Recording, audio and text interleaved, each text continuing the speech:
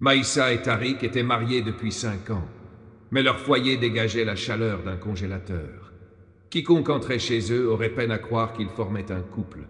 Pas de complicité, pas de rire, seulement des joutes verbales, des regards dédaigneux et une hostilité glaciale. Le plus surprenant, la majorité des piques venaient de Maïssa. Leur rencontre avait pourtant tout d'un conte moderne.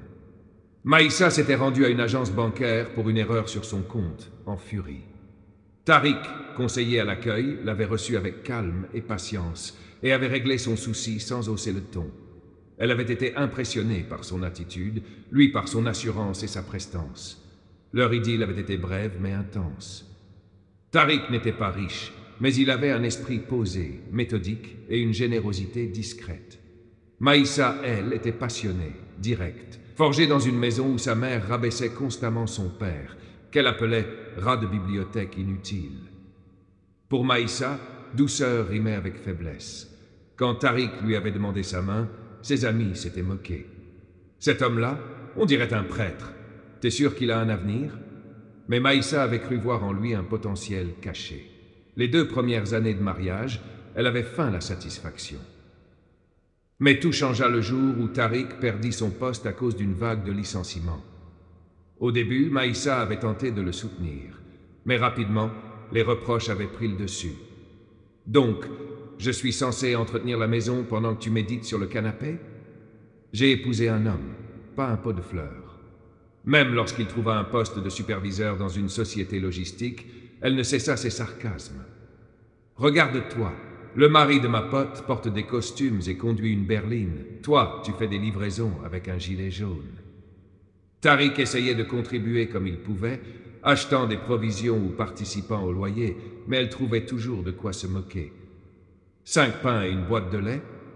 Tu crois avoir conquis l'Égypte? À ce stade, tout le quartier savait que Maïssa méprisait son mari. L'oncle de Tariq lui avait plusieurs fois conseillé de récupérer sa dot, mais il refusait. Il croyait encore qu'elle changerait. Puis un matin, alors qu'il mangeait un plat de manioc bouilli avec sauce aux œufs, Maïssa sortit de la chambre dégoûtée. Encore ça? Tu comptes vivre comme une villageoise obsédée par le manioc? Même mon ex de la fac mangeait mieux. Tariq, stoïque, répondit calmement. Bonjour, Maïssa. Me dis pas bonjour avec ton igname pourri.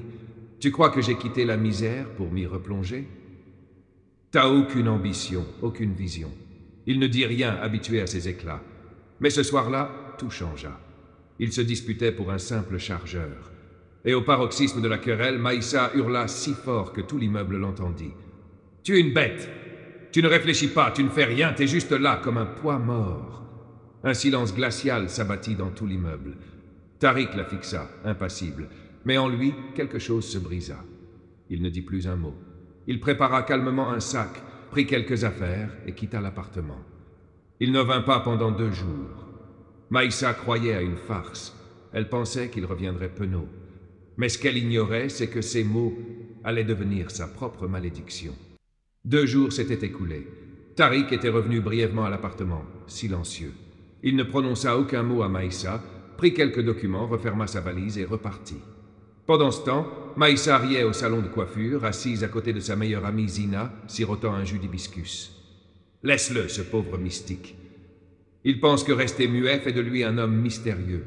Il est juste paumé. Zina pouffa, les yeux brillants de sarcasme. Tu es forte, hein? Moi jamais je n'épouse un homme de seconde main. Il porte encore ses vieilles chaussures marron. Même les chaussures en ont marre de lui. Ce que Maïssa ignorait, c'est que pendant qu'elle se moquait, Tariq était dans une tour vitrée du quartier d'affaires de Marina Island, au cœur de Lagos.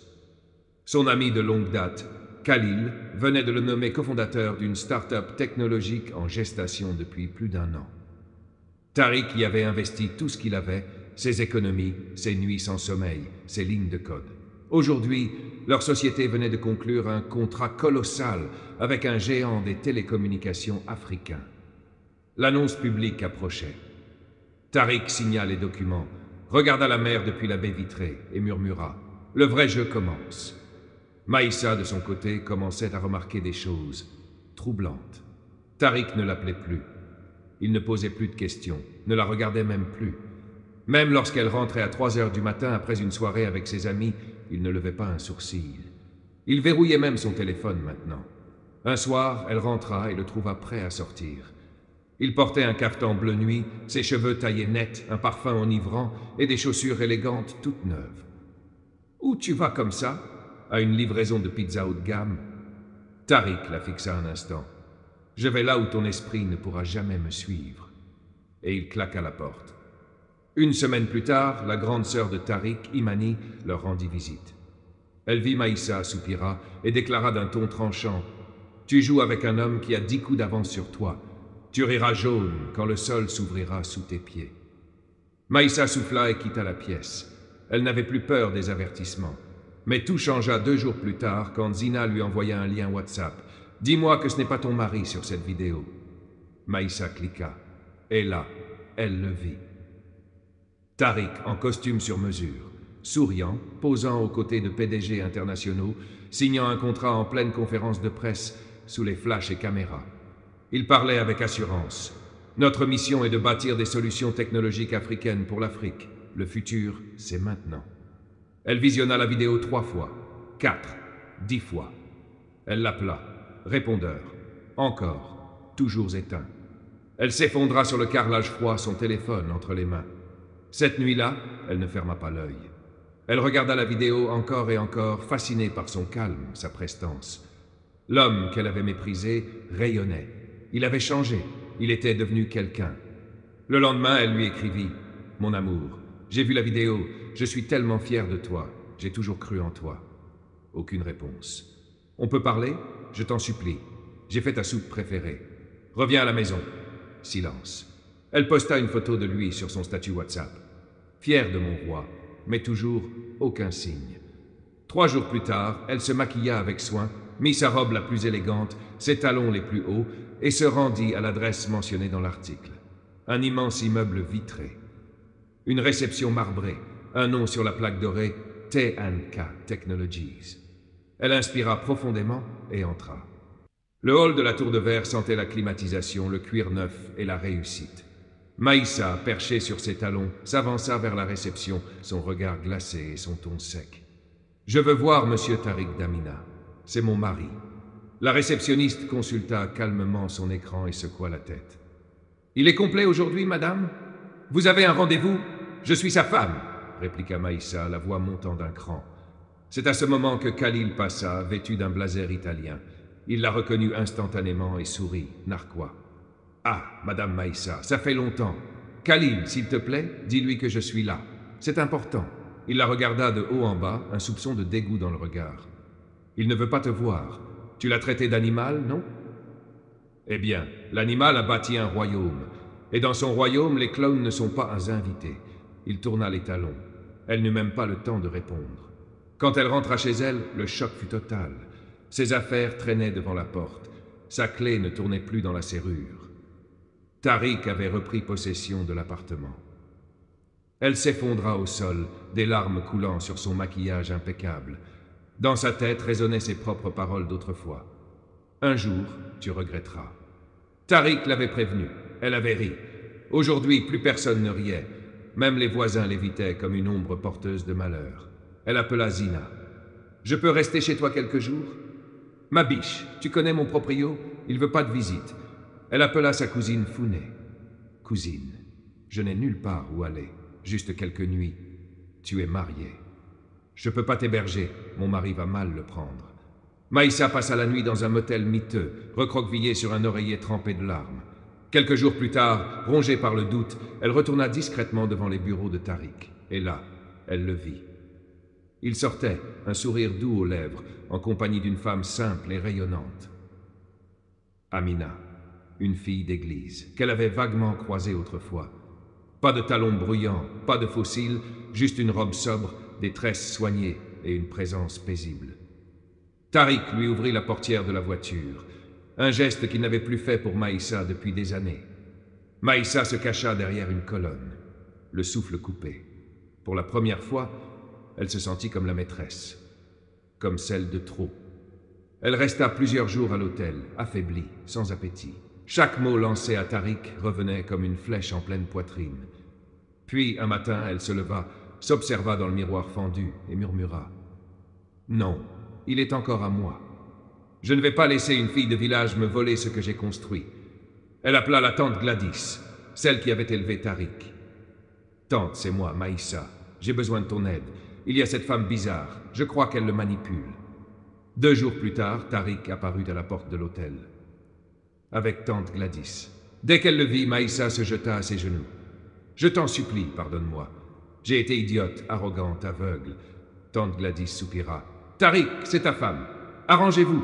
Ce n'est pas une belle image que vous donnez. » Tariq garda le silence long, pesant. Puis enfin, il parla. « Tante, je te respecte. Mais cette femme m'a détruit avant même que le monde sache que j'existais. » Maïssa cria presque. « Je suis une autre femme maintenant. Je t'en supplie, recommençons. » Tariq la fixa, dur. « Tu m'as traité d'animal. Tu as vomi ma pauvreté. Et maintenant que j'ai une once de succès, tu veux jouer la carte de l'amour éternel. » Les larmes de Maïssa devenaient une pluie. « S'il te plaît, » il la regarda une dernière fois. « Tu n'es pas désolé, Maïssa. Tu es juste terrifié que l'animal ait appris à rugir sans toi. » Et il partit. Ce soir-là, Maïssa appela Zina, tremblante. Il est amoureux d'elle. Je le sens. Que dois-je faire? Zina, fidèle à sa mauvaise réputation, répondit. Si tu veux vraiment le récupérer, piège-le avec une grossesse. Va pleurer à son église, crée un scandale. Forcing, ma belle, c'est la guerre. Maïssa hocha lentement la tête. C'est ça. Le dimanche suivant, dans une église lumineuse du centre-ville, Tariq et Amina étaient assis côte à côte, paisibles, quand une silhouette vêtue de blanc entra pieds nus. Sa tête couverte d'un foulard noué comme une veuve, Maïssa marcha droit jusqu'à l'autel et s'effondra à genoux. « Pasteur, aidez-moi! Mon mari m'a quitté pour une étrangère.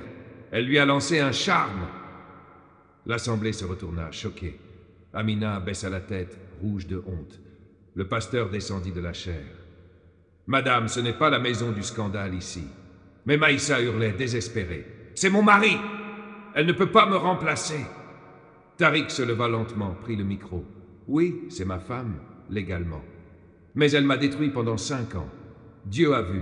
Si elle m'avait aimé en privé, je l'aurais honorée en public. » Il reposa le micro, prit Amina par la main et quitta l'église. De retour à l'hôtel, Maïssa s'écroula, son maquillage coulant comme les souvenirs. Son petit business de maquillage en ligne s'effondrait. Les clientes fuyaient, les influenceuses l'effaçaient de leur galerie. Et puis une image surgit sur Instagram. Une carte d'invitation blanche et or. Izada 2025. L'union de Tariq et Amina. Elle sentit le sol lui échapper. Le téléphone sonna. Sa mère. Tariq est venu rendre ta dot. Vous n'êtes plus mariés. Puis un coursier frappa à la porte. Une enveloppe. Dossier de divorce. Elle hurla. Elle fonça au bureau de TNK Technologies, cria à l'entrée. « Je suis sa femme. Je vais tout détruire aujourd'hui. » Khalil descendit là. « Madame, encore vous ?» Elle força le passage. Tariq sortit calmement de réunion.